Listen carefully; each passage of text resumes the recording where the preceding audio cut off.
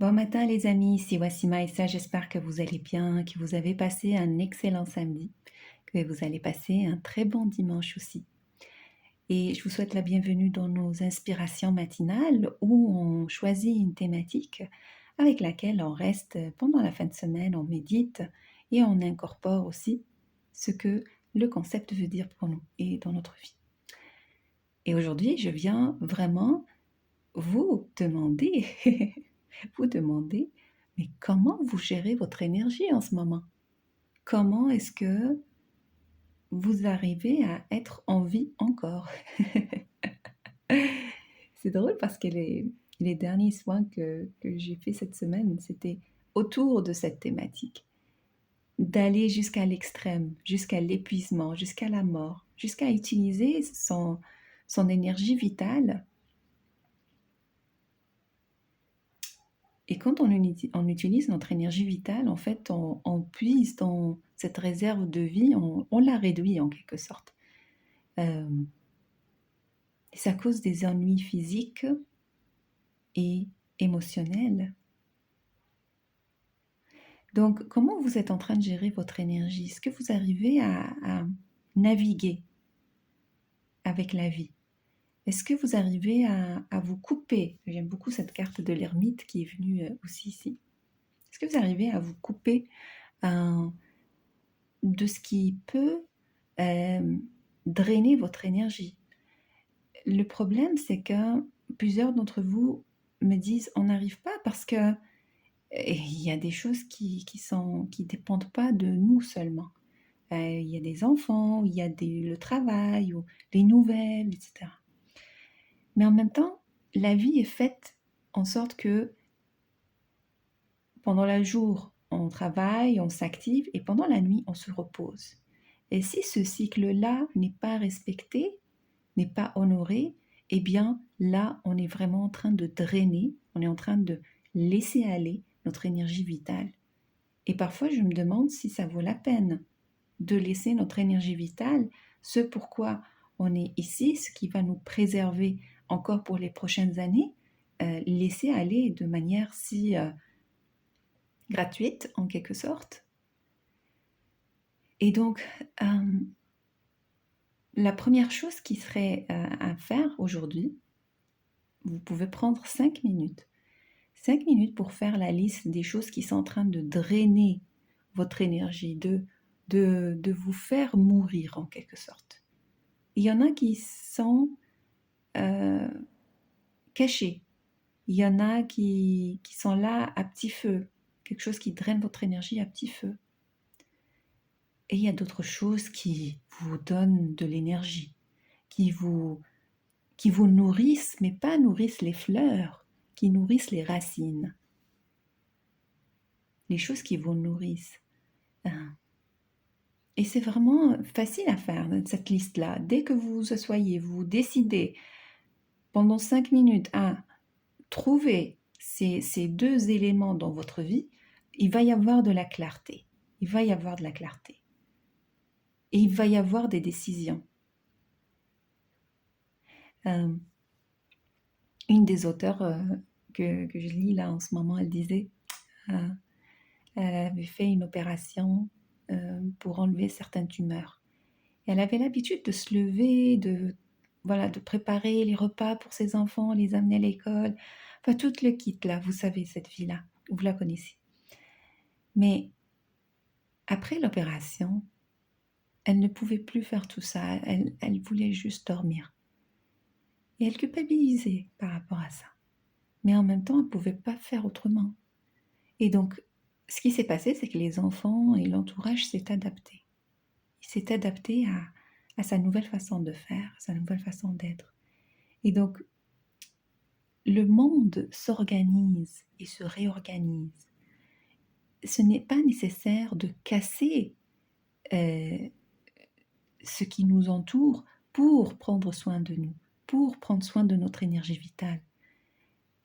Parfois, c'est juste des petits changements, des petites réadaptations et toutes les autres planètes qui tournent autour de vous vont s'adapter aussi. C'est ça la danse de la vie.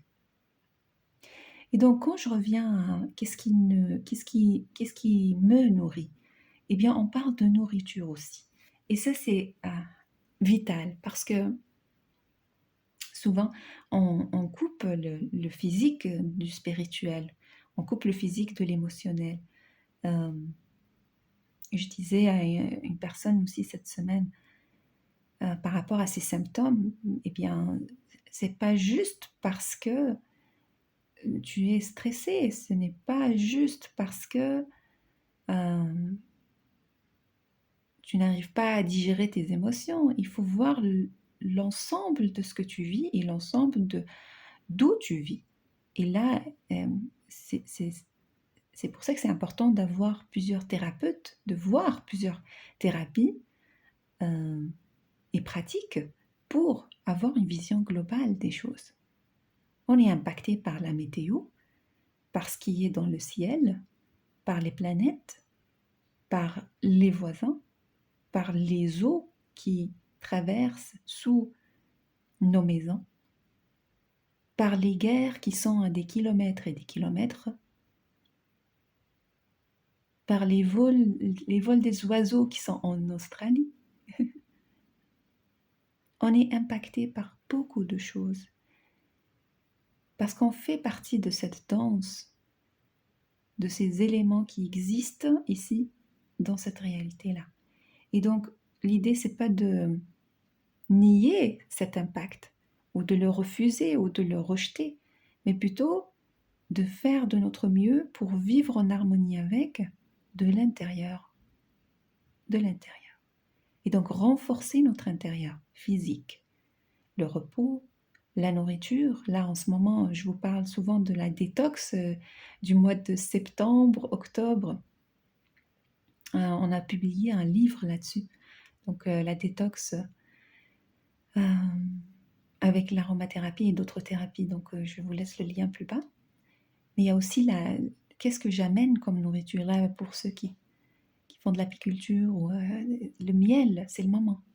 C'est le moment d'aller goûter au miel, le pollen, tout ce qui vient nourrir vraiment profondément notre corps. La lecture de quelque chose qui soit profond. Et donc là, on voyage des fleurs, des feuilles, on va retourner à la terre, on va retourner à la graine et aux racines. C'est ça aussi le voyage de l'ermite. L'ermite, c'est le retour aux racines, à nos racines.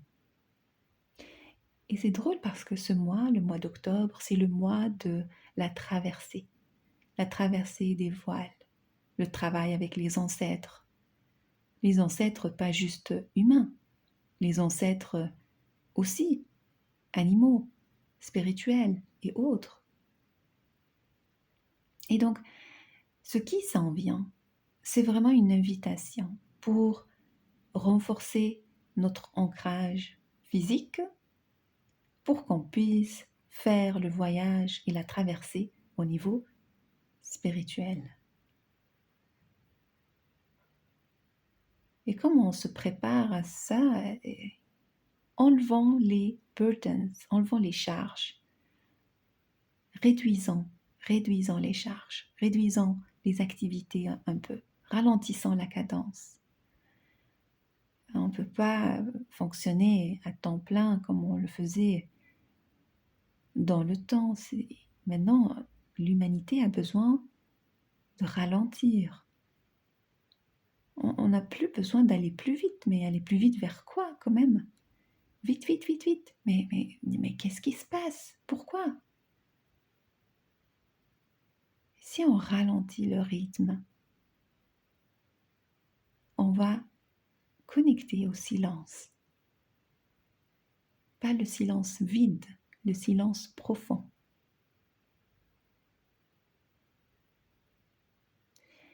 Et dans ce silence profond, on va découvrir de nouvelles valeurs.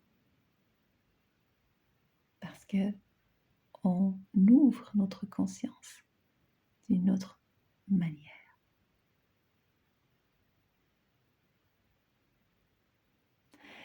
J'aime beaucoup aussi que les rochers, les pierres se sont invités à ce tirage parce que justement, ils nous invitent à ralentir la cadence,